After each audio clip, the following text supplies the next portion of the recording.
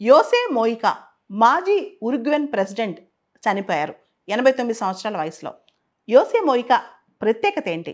2015లో times magazine వాళ్ళు ఈయన్ని philosopher king అని కొనియాడారు. చాలామంది ఈయన్ని ఫిలాసఫర్ ప్రెసిడెంట్ అంటూ ఉంటారు. ఈయన వరల్డ్స్ పూరెస్ట్ ప్రెసిడెంట్. ఈయన ఉరుగ్వేకి ప్రెసిడెంట్గా 2010 నుంచి 2015 వరకు కూడా ఆయన పనిచేశారనమాట.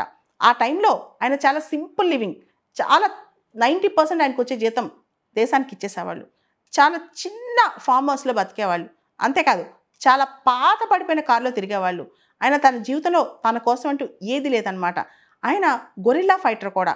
రైటిస్ట్ పాలిటిక్స్ వ్యతిరేకంగా, ముఖ్యంగా క్యాపిటలిజం, అక్యుములేషన్ ఆఫ్ వెల్త్ వ్యతిరేకంగా చాలా పోరాడారనమాట. 13 సంవత్సరాల పాటు ఆయన జైల్లో ఉన్నారు.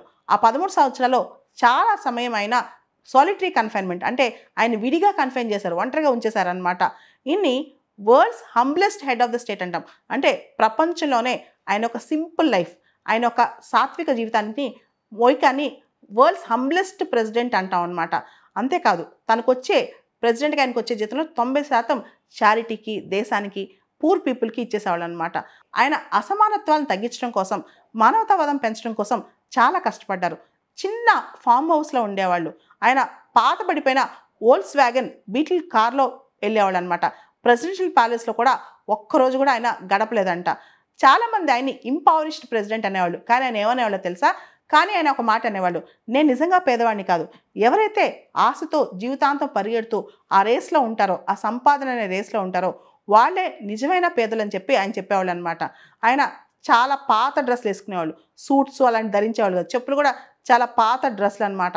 అంతేకాదు ఎవరైతే కామన్ వర్కర్స్తో ఆయన కూర్చుని రెస్టారెంట్స్లో కామన్ పీపుల్తో కూర్చుని లంచ్ చేసేవాళ్ళు అనమాట. ఆయన సేమ్ సెక్స్ మ్యారేజెస్ని లీగలైజ్ చేశారు, అబార్షన్ని లీగలైజ్ చేశారనమాట.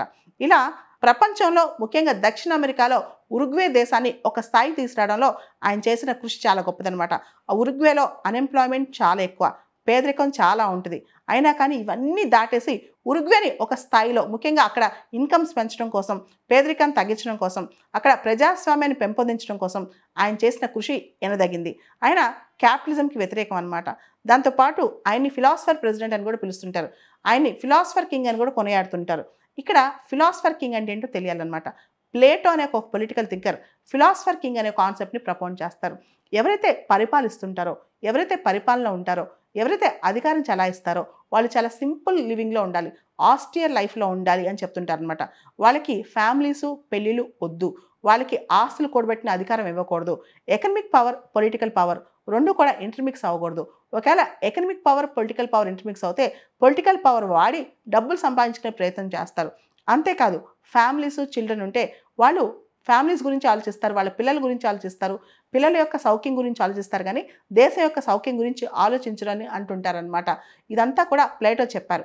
If rulers become husbandmen and housekeepers they start fighting with internal enemies rather than with external enemies. పరిపాలించే వాళ్ళు భర్తలుగా, కుటుంబాన్ని చక్కబెట్టిన వ్యక్తులుగా మారితే వాళ్ళు బహిర్గత శత్రువుల కన్నా అంతర్గత శత్రువులతో బాధపడతారు. అంటే గ్రీడ్ కావచ్చు, లస్ట్ కావచ్చు, సెల్ఫిష్నెస్ కావచ్చు, వాటితో బాధపడతారు. ప్లేటో ఒక మాట అంటాడు, until philosophers are kings or kings are princes in the world have the spirit and power of philosophy, the cities will never rest from their evils. అంటే దేశాలు సౌఖ్యంగా ఉండాలంటే ఫిలాసఫర్ కింగ్స్ ఉండాలి, లేకపోతే దేశాల్లో అరిష్టాలు తప్పు అని చెప్పి. సో యోసే మోయికా లాంటి లీడర్స్ అన్ని దేశాలకు రావాలని, అలాంటి రాజకీయవేత్తలు రావాలని కోరుకుందాం.